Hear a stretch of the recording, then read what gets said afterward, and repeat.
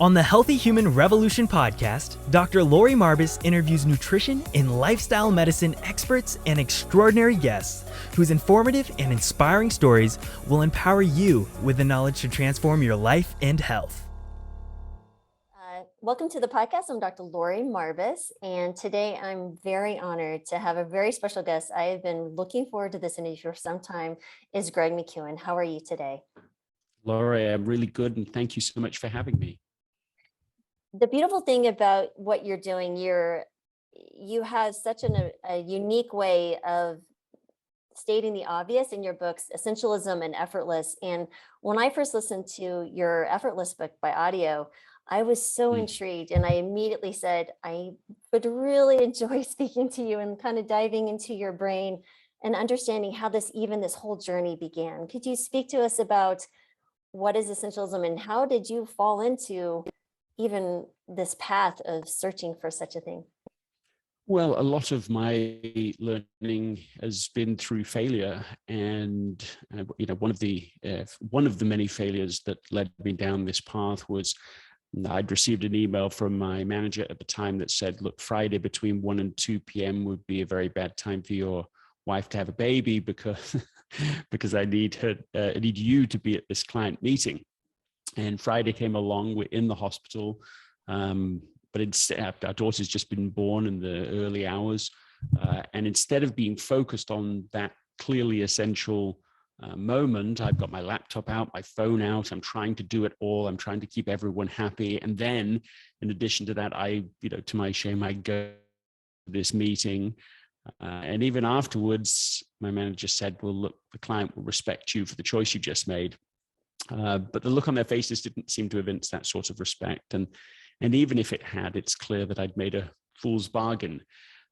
And what I learned from that was if you don't prioritize your life, someone else will.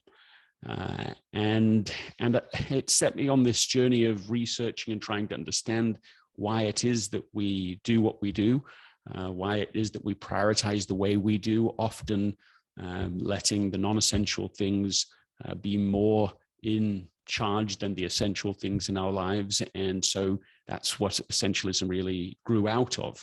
I found that there was a predictable pattern for how we can escape this undisciplined pursuit of more. It's the disciplined pursuit of less, or less but better. And that means exploring what's essential, eliminating what's not, but then also making it as effortless as possible to do the things that matter most. And that's really, that's really what this new book, Effortless, is really focused on, is making it a bit easier. That's some of the context for how we get to be here today. Oh, there's so much there I could unpack with you. Honestly, I have 3 grown children myself and my husband, and we really reverted as the children grew up, moved to minimalism. So it's a very simplest thing, simplistic, just getting down to the essential, even just the physical things around us, but much less your time and effortless movement and through your day. I think it's just so important. And so many people get lost and they actually can lose their health because of it. And that's why I think I resounded so well with you. So how do we even begin to understand what is essential? Because it just seems like an overwhelming task to think about it. Yeah, I think that there's, one thing that everybody can do immediately is they can sort of put a line in the sand and say, okay, I'm going to protect the asset. One of my friends, an entrepreneur, a Ernst & Young Entrepreneur of the Year award recipient, he set up one of the first for-profit microloan businesses in the world. It was a tremendous success. He's traveling all over the world, and without really recognizing it, and certainly without meaning to, he started wearing himself out, burning himself out. And it got to the point where he said, one day I was just asleep and it was like I heard a gunshot go off, and I woke up, sat up in bed, my wife's still asleep, all my children are still asleep. And I'm like, oh, that's just weird. Must have been a dream. It happens again a few nights later. Then a few days after that, it's happening in the middle of the day. He's just walking along and it happens. He's like, okay, got to go get some medical, assistance with this, goes to the doctor. They run a series of tests. I mean, there's more than one thing going on, but one of the main things that was going on was this is total burnout and fatigue. And so the doctor said, look, you're just going to have to take a serious break. Like you were going to need to not be focused on the business. You're going to need to really, and he said, as the sort of quintessential overachiever, he said, I can do this in 2 weeks. I can rejuvenate myself if I just go this intensely enough. And he went home and he slept a lot more. And he was surprised by how much he could sleep, 16 hours a day, trying to catch up. And after 2 weeks, he just crawls back to the doctor. I get it. We're going to make big changes.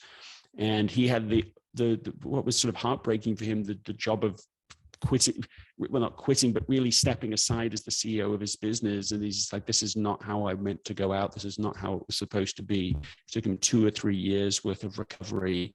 And so this isn't at all how he wanted to go out, but he learned from this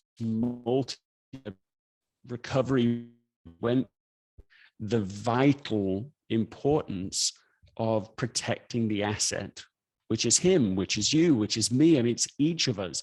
We are the only asset through which we can make any other contribution in our lives, to our families, to our work, to the community. Anything else we think is important always has to begin with protecting the asset. And so I could offer perhaps one rule for protecting the asset, which is a good test each day. And it's just this, it's just don't do more today than you can recover from today. And if not that, don't do more this week than you can recover from this week, and so on. Because if you do more than you can recover from repeatedly, the result is really clear, foregone conclusion. With a high probability rate, you will eventually be burned out. And lots of people listening, be like my Jeff, will be burned out and not even know they're burned out. And so you've got to try and test this every day so that over time you have a sustainable approach to the contribution you're trying to make. I can relate to that very well. So, as a physician, we have one of the highest suicide rates of any profession. And especially if you're a woman as a physician, and children. I went to medical school. My kids were 5, 3, and 10 months old. And then I was active duty Air Force, and my husband was active duty. Wow. So the problem was, wow. You just think you have to do everything because everything you think is important. And you have patient lives and your kids and your family. And it's really hard, but over time, you're forced to either say no or quit because you just can't sustain it. And it's such an important thing about, taking care of ourselves as healers, as physicians, and others who are doing this. And we also I just launched our first, about a year and a half ago, a national telemedicine practice about lifestyle medicine and helping patients achieve basically what we're talking about. And that can be a tad overwhelming as well, but it's going well. But people are seeking this so dramatically in their lives, they just don't know where to start. And so is there one area that you've seen, and there's so many stories in your book too about such as your friend, which is really, it was quite compelling to listen to you describe that. Was there one area that you found that it's kind of an easy win for people to, like you also speak of starting small, kind of like BJ Fogg is a good friend of mine, and I just really enjoy his work.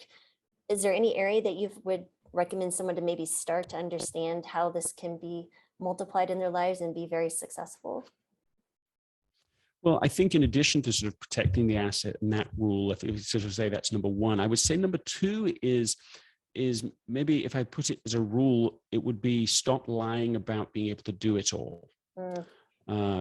Because that's underneath the non-essentialist's curse is something that just isn't true. The idea that one can do it all. And then what follows that as an overachiever, as someone who's part of a hardworking, intelligent, talented group of people, is that you think to prove that you can. So now you've set up an impossibility, and then your own sort of desire to win makes you say, well, I've got to then force this. I've got to go and sacrifice everything, and if I can, then I'll get everything I want. And there's all of this premise is a false set of assumptions. So instead, we want a different way of winning. Let's say the acronym WIN, what's important now. Now that would be maybe a second specific thing people can do immediately to become more of an essentialist, is to say, if there's only, like, what's the most important thing I need to do today? So of course, we all have to-do lists that are long, and often they're longer by the end of the day than they were at the beginning. And the risk is that we let those kinds of reactive, endlessly long lists, or even worse, living in our inbox, is governing how we use our time. It's also another potentially very reactive way of making decisions. Instead of that, every day, and you know this, if somebody's in the hospital, there'll be a whiteboard somewhere in the room, and it will say, okay, goal for today. The goal for today might be to get out of bed, might be to walk down the hall. Like, there's some incremental single focus for the day. It doesn't mean nothing else matters, but it changes the orientation of your day if you actually take even a moment to really ask that question. And so I have a friend who, it's a friend now, who started asking this question every day. She's in England, and she was doing way too much. She owns her own business. And she started asking, what's the most important thing I need to do today? At first, it was answers to do with her business. Secondly, over time, it became protect the asset type answers. I'm not sleeping enough. I need to sleep more, and so on. So the answers evolved, even though the question was the same. And then one day she gets a call from her dad, says, oh, it's nothing to worry about, but your mum's in the hospital again, nothing serious, just keeping you in the loop. You've got way too much on to worry about this. Well, when she asked the question that day, she knew what was essential. She knew the answer clearly. She said it was like time stood still.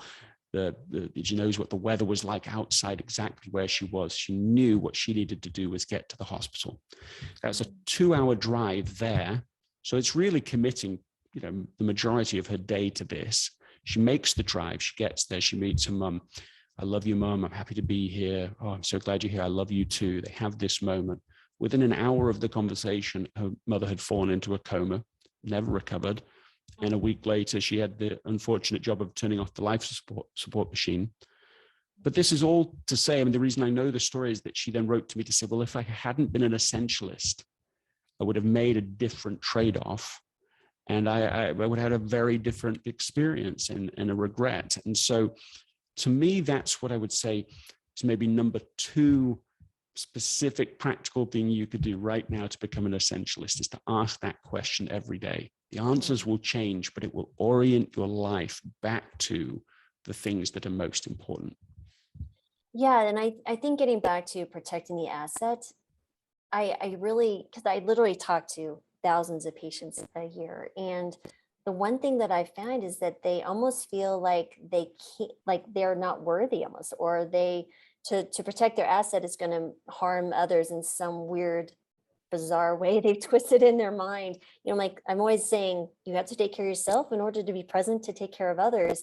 And they really struggle with that concept, and the being okay with protecting the asset, giving yourself this white space mission in your life. Yes, maybe that's it. And so would you give any suggestions or thoughts? Maybe this will be my therapy session. I'm going to learn some more here out of the personal patients, is how would someone in their own mind, because I always tell people this 3-pound mass in your head is really critical for just everything in life. If we can conquer our thinking, right.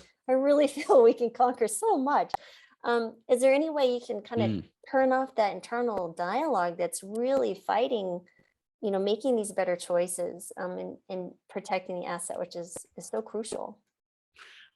Well, I think that one thing that helps, if you extend what we just talked about with the idea of, what's the most important thing I need to do today, as the answer comes sometimes, I need to be well rested so that I can achieve this other objective. I'll give you an example in my life from yesterday. So I was stuck in New Jersey because of Storm Ida. Yeah. And so I was sort of doing my plan for the day, right? Like, okay, what's the most essential thing today? And it was a non-trivial goal and not even obvious how it could be achieved, but it is to get home safely and well rested. And that was the goal. That was the intent for the day. And then I did something extra, which I would recommend to people. It's then say, look, why does it matter? Why does that matter so much? If you're saying that's an important thing, well, why? And so you're sort of forcing yourself to go a little deeper in your analysis and tap into something, let's say not just the intellectual side, but like mentally, it's like into your heart. It's like, why does this matter? Well, it matters because this is the only way that, well, I actually wrote down a few whys. I went like deeper and deeper. And I remember getting to a point where I thought, if I don't rest, I'm just going to miss everything that matters today. I'm going to miss the experience of being back with my family. I'm going to miss, enjoying the experience and journey. And it helped me, going deeper in the whys, helped me link into the clear yes, the clear, the why I'm doing this, the why rest is important. And I actually came away from that little exercise with this commitment to try and make up 100 hours of sleep between now and the end of the year. And I thought that was quite spontaneous insight that came as I went through this process of what's important, what's the most important thing, but why. And so I would encourage people to do that, because once you get clear enough on what is important and why it's important to you, you start to be more smilingly, like you can say no with a smile, unapologetically. This is the thing, and I know why it matters. So I'm not doing it. I'm not trying to rest more because I'm selfish. That's obviously, I know of almost nobody in the group of people who would be listening to this conversation who actually would rest as a result of being selfish. But clearly lots of people think it is in some way selfish. And so if you can challenge that mindset by articulating, why does that matter?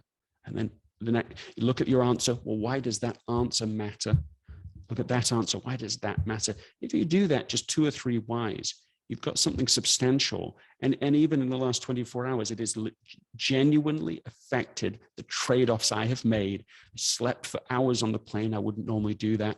I've slept longer today than I normally would have done, because I am connected to the why of the activity. That's very good. And I certainly use that when patients, because we speak a lot about nutrition and sleep, as I really feel if I can get these 2 foundational events in their lives pretty well honed in, it's like giving them the lottery. It's like, wait, I didn't know I could feel so good. I'm like, yes, you can. Let's keep going. But we do, yes. We drill down to, they originally come like, I want to lose 20 pounds. I'm like, well, why do you want to lose 20 pounds? And you can drill down. One of the ones that really struck to me one day, a patient said, I want to lose this 100 pounds so I can fly to Norway and go see my family and comfortably and not be embarrassed on a plane. And it really struck me.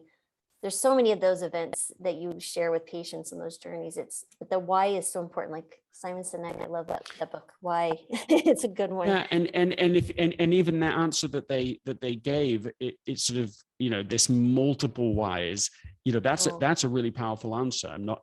That's concrete and strong. And I wonder just even the why beneath it, because eventually you tap into, well, the why of that is because family is essential to me, because the relationships really matter, because I matter and how I feel about myself matters. If you get into these, you inevitably, as you go deeper and deeper, get into sort of what we could say sort of, well, Simon, now that you mentioned it, would probably say an infinite why, but like an eternal why, something deep. Yeah. That you go, no, that is a value. And if I don't do this up here, if I don't sleep, if I don't do the nutrition, I am violating something deep. And that's the disconnect that I think a lot of people have. It's a nice to have, sure, I'm supposed to do that, yeah, for me. And it's like, no, there are deeper things you're violating when you don't do that. And by reconnecting it to the deeper why, I think it gives you courage and conviction, and it gives you like determination. I'm going to do this. I'm going to make change. Absolutely. So you're aligning your behaviors with your principles and beliefs, which I think will help with depression and anxiety that people are bubbling up within people because they don't sit down and think about things, about their choices and things. But it was funny, I was asked to speak to a group in Pakistan, and it would have been a great opportunity, but I was like, yes. And then your book and you came and was like, wait a minute, Lori, is this essential? Yes. Actually, no, it's not. And so I said no. And I said, there may be some other folks that might be as good and as interested. So, but it really was helpful because I think as moms, as women, we tend to want to be saying yes more and more than we should. And it's certainly an art to it. But I really kind of want to get to this helpless component. You really touched upon it as basically, when we turn over our choices, you said you just kind of forget how to choose, and you become helpless. And it reminded me of a psychology term, learned helplessness, that you deal with a stressful situation, you just learn to accept them, even if an opportunity opens up that could change it. Is how do we pull ourselves out of this kind of helpless scenario where we feel like it's almost like we're always being done to, like people control our lives, our agenda? Have you found, is it getting back to just simply asking those questions that we talked about earlier, or is there some type of activities or something we can do to kind of learn how to gain back the ability to the skill of making a choice, saying we have a choice? Yes, I mean, I think that it grows out of the idea. I mean, conceptually, philosophically, is that you can't not choose. Right? That you can say, oh, I don't want to make a decision about that. Well, that's a decision. Choice is inevitable. You can forget that you have the ability to choose. But you can't give it away. It can't be taken away. You will choose. In another way of saying that, in sort of slightly maybe more essentialist language, is that everything is a trade-off. You are making trade-offs every time you choose. So once you sort of recognize that, I think, and maybe I would describe this as a third thing you can do, right now to become more of an essentialist, and it's that you negotiate trade-offs. You take that personal clarity about what's important to you and so on and why, and then you need to develop skills, the courage too, but the skills to be able to negotiate that with others, to at least raise the conversation with other people, to advocate for yourself for that essential thing, might be a more precise way of saying it. And a lot of people are kept back from discussing trade-offs because they think that life is it's like there's two options. You can give a polite yes or a rude no. And if you think it's polite yes or rude no, if those are your only two options, people do a lot more polite yeses because they think rude no, that hurts relationships, it might damage my career opportunities and all of that. And when you discover, well, no, there's a negotiation, and that life is a negotiation, and that you are negotiating even when you've just been limited in your negotiation, thinking you've only got two options, where you have many, many options, and you can start developing skills. In fact, this conversation is making me think of something I'm looking at right now. But I was trying to persuade my daughter to read a book. She's read so much. She's read a lot, a lot more than I had at her age. She's probably read a couple of hundred books, and she's a teenager now. But I suddenly was like the manager who suddenly has, well, I've got this shiny new object. You should do this. Read this book today. And I was trying to use my persuasion skills to do it, and she was pushing back, not rudely, but she was pushing back. And then I came into the office, and she wrote a note, and she slipped it under my door, and I want to read it to you. Okay, I found it. So here's what she wrote. I already expressed my unwillingness to read this book, but I'm willing to make a counteroffer. I am not willing to read it all in one day today, but I'd be willing and happy to explore the possibility of reading it in the future over the course of a few weeks. I believe it would be best to wait till the end of my literature assignment. If you would like me to read this book in place of a separate assignment and over the course of a few weeks, I'm sure that can be made possible. He's going to be quite the negotiator.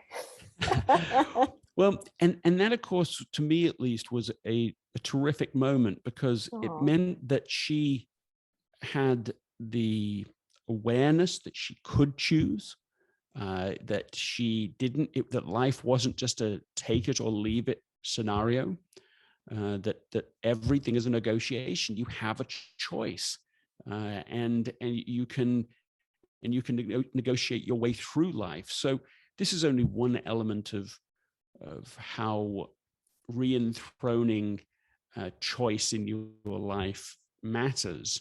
But I still think it's an important part of it, because if people say, well, I can't do it. Yes, I'd love to focus on my health, but I can't for all these reasons and all these people, and look at work and look at family. And what they're saying is, well, at some level, I cannot negotiate trade-offs.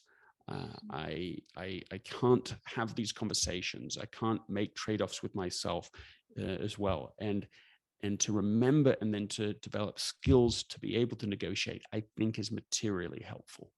And I think it's really important too, as a parent, to teach your children these skills instead of just providing for them, everything you think they want, but actually make them make some tough decisions and have hard conversations early. They'll be much better prepared for this world that is not so nice sometimes, but they'll have the skill set to do that and not be afraid to utilize them. I think that's amazing. Yes, that moves us into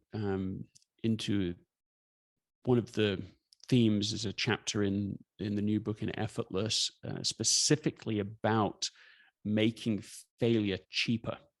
Because we live in a VUCA world, a volatile, uncertain, complex, ambiguous world, because that's the reality that most of us are in most of the time. The only way to make progress is to repeatedly fail. Like there's no other way to learn. There's no other way to progress. And so because that's true, what you want is not, of course, to fail in massive catastrophic ways. You want to fail cheaply as possible. And one thing that we did with our children, Anna and I had read this idea in a book. I'm trying to remember the name of it, but we decided to implement this with our children.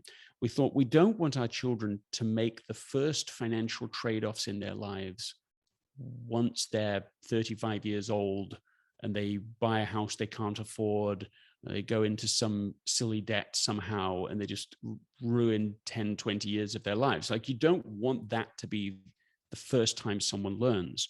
And so previously we'd said, okay, well, we probably won't give an allowance to children. But after reading this and learning about it, we thought, well, actually, we want to give them a small allowance early so that they make mistakes with it.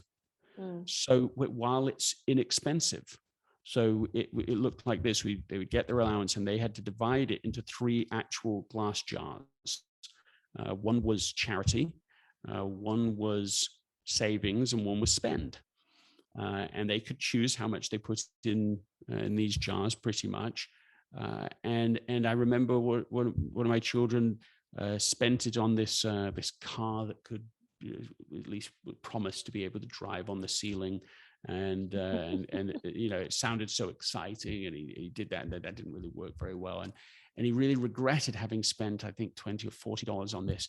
And instead, what he wanted was to save up for this great Lego system. And so he felt the pain of that moment. Now, that's a manageable pain. That's a good level of pain to have. He did then, after that, become much more careful about how he spent money so that he could and did successfully save up for that Lego set.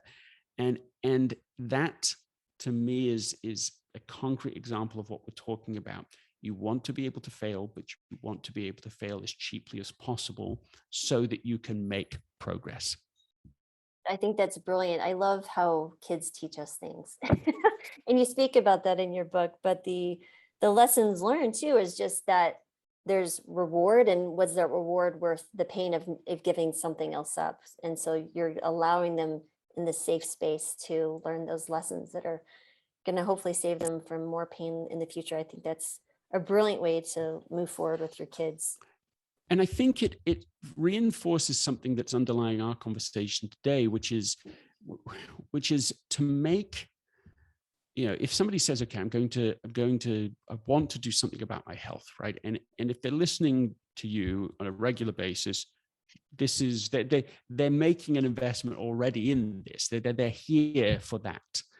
And one of the things that I would say that's consistent with this idea of the right amount of risk and making failure cheap and so on is to be careful when setting health goals to make them, to avoid the trap of boom and bust, health implementations, where you're highly motivated and you go big, and then barely the second you've begun, you've overdone it.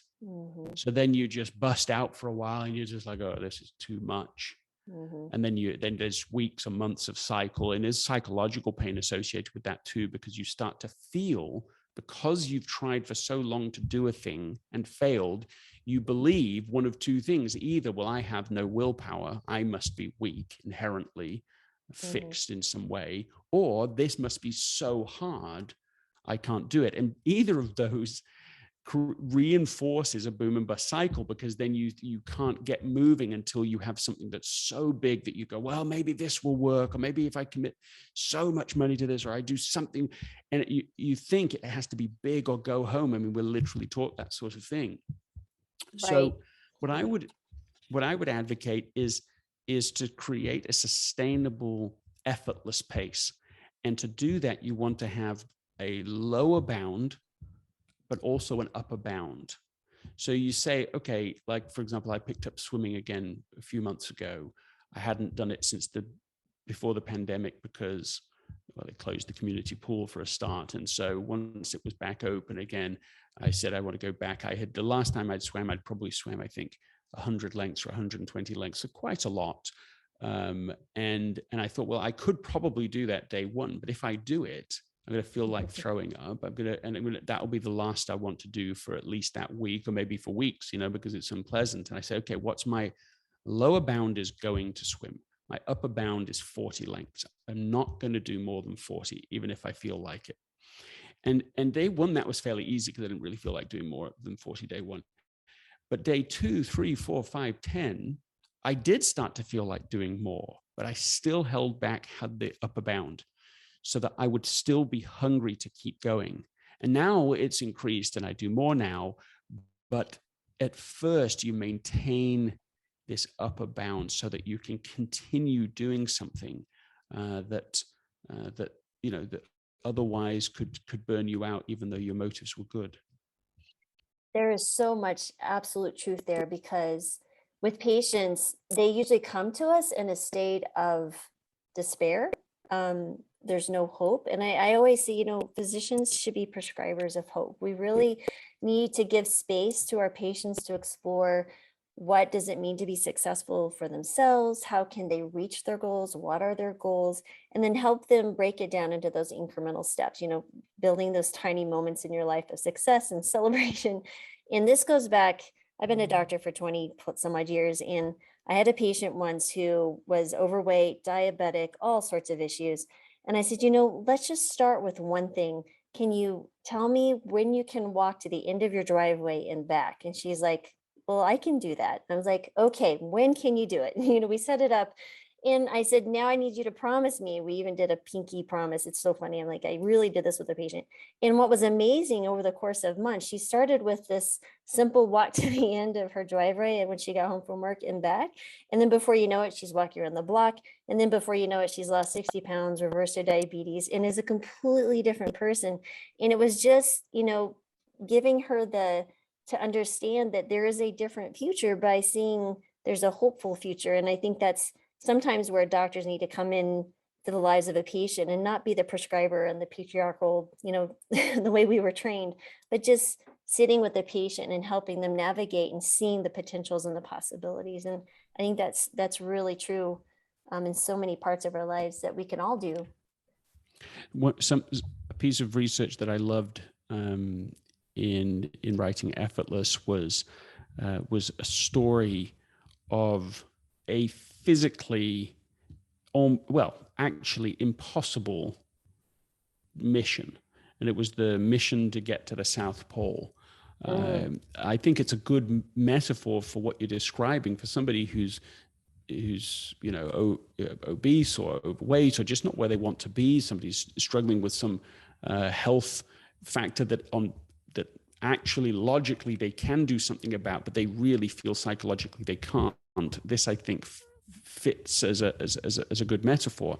I mean, no one in the history of the world had ever been to the South Pole. It had never been achieved, not by the British Empire and all its prowess, not by the Norwegian civilization for thousands of years. I mean, no one had ever got there. And at the time, the great era of exploration, it was like the moonshot of its time, and it really had grabbed people's imagination. Who will do it? Can it ever be done?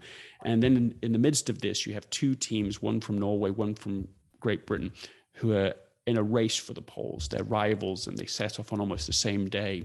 But what's amazing is that the way they approached that impossible task was really different. The first team, Captain Scott, he said, okay, on the good day, I'm going to push our team to the absolute limits. And so on good weather days, they would go just as far as they possibly could. So then when the bad weather day came, they would be exhausted. And so they would stay in their tents. They sort of hunker down in it. They didn't feel like they could make any progress, and they became very negative too psychologically. We know because he wrote it in his journal. We've had the worst weather of anyone who's ever tried this expedition. Luck is against us. But actually, none of that was true. It was actually true that they had slightly better weather than the team that had gone before them, that they were actually comparing themselves to, and reasonably better than others that had tried it before. And regardless of that, when he wrote in his journal, he said, I couldn't imagine anyone being able to make progress in this weather. Well, one team could, and that was the Norwegian team, because they took a different approach.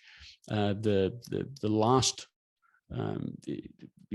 had a rule, which was the leader of that expedition was nicknamed the Last Viking, and he had made up a rule at the beginning. He said, we're going to go 15 miles a day.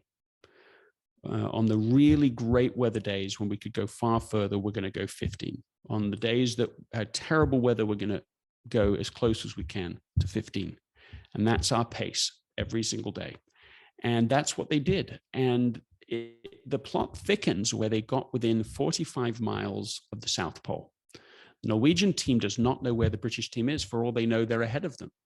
And to make it even more complicated, you've got perfect weather conditions. They could achieve the goal within one huge, big final day push. What will they do? They took 3 days to do it. They averaged 15 miles a day for the remaining 3 days. They arrived a little more than 30 days sooner than the British team. So they achieved the goal first. They seriously much faster than the boom and bust approach of their competitors.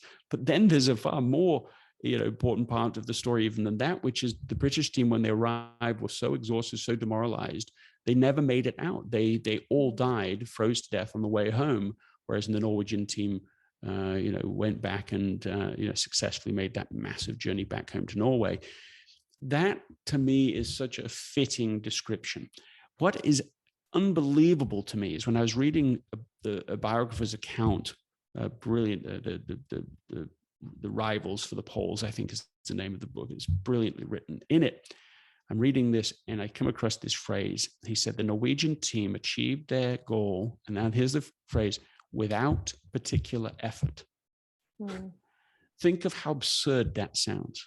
It was the most challenging physical goal of endurance that anybody could actually imagine. It was utterly impossible physically to do it. No one had ever done it. And they achieved it without particular effort.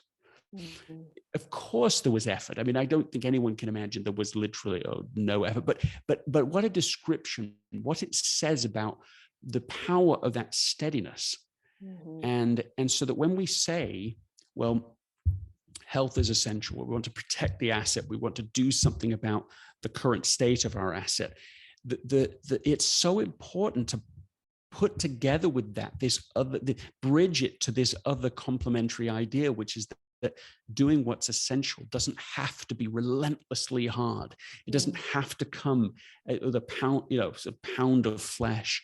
That there is a sustainable way, a sustainable pace to achieve your goals, and you want to build a system that encourages that sustainability.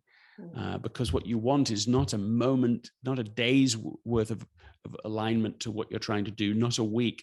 You want to be able to do it for 10 years, 20 years, a lifelong success. And so upper bounds, lower bounds are a key part of achieving that. No, that's yes, I love that story. It's a fascinating story of just human achievement alone, much less just the lessons learned of this continual consistency. It's almost like compounding interest. You just keep steady, keep doing the same thing over and over.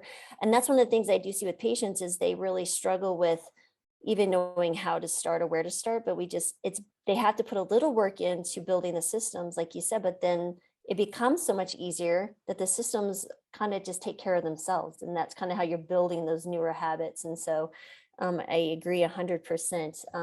And I also know we're coming up to the top of the hour, which I promised I would stay within. So I do want to say thank you again so much for your wisdom and writing these books. I feel like I could talk to you for some time.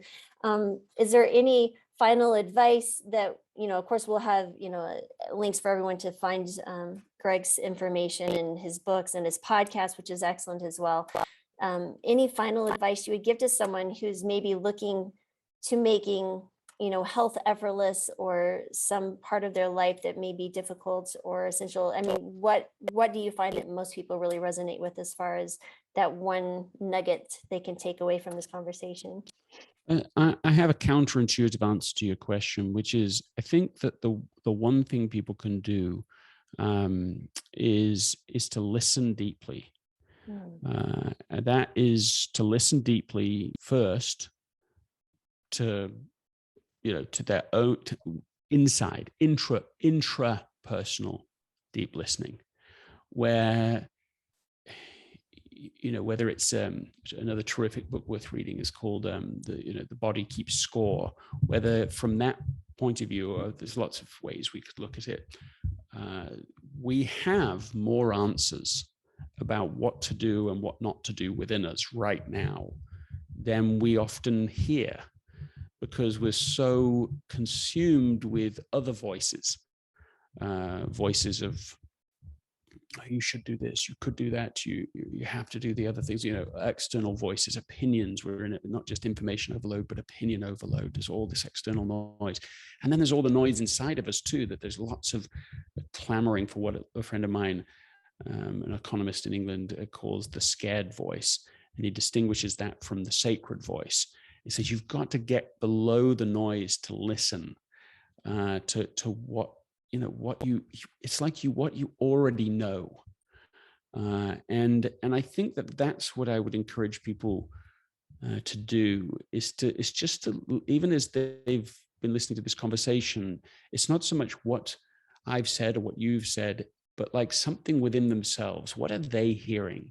And to trust that.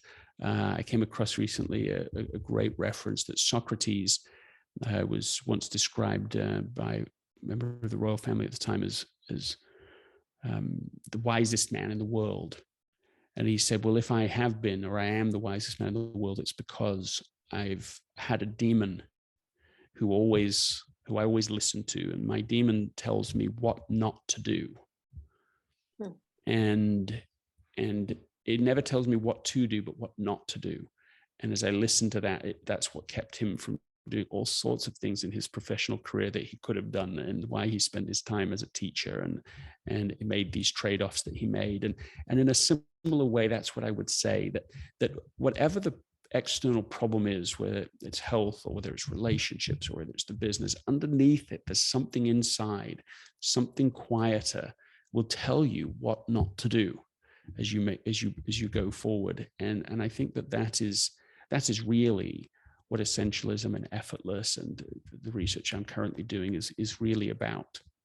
I think that's beautiful. It's turning into your intuition and listening to that inner voice. And I always tell my kids that, is like, if your gut is telling you something, you need to listen. There's forces in this universe we don't understand that you need to tune into. So I think that's an excellent way to perceive it. So thank you again, Greg, so much for your time. And everyone, please check out his books, Essentialism and Effortless. I do believe they're life-changing. And again, Greg, thank you for writing them. Laura, it's been a real pleasure. Thank you. Thanks for watching, and I hope you enjoyed that video. Before you go though, please hit the subscribe button and the alert button so you will be notified whenever we upload any new videos. On Monday, we upload the Healthy Human Revolution podcast. Now, if you'd rather listen to the podcast, you can find it on all the major platforms, such as iTunes, Google Play, SoundCloud, and even Spotify. Now, if you're looking for more resources on how to start a plant-based diet, sustain a plant-based diet, exercise, recipes, anything regarding wellness, we've got you covered. Check out healthyhumanrevolution.com. And again, thanks for watching.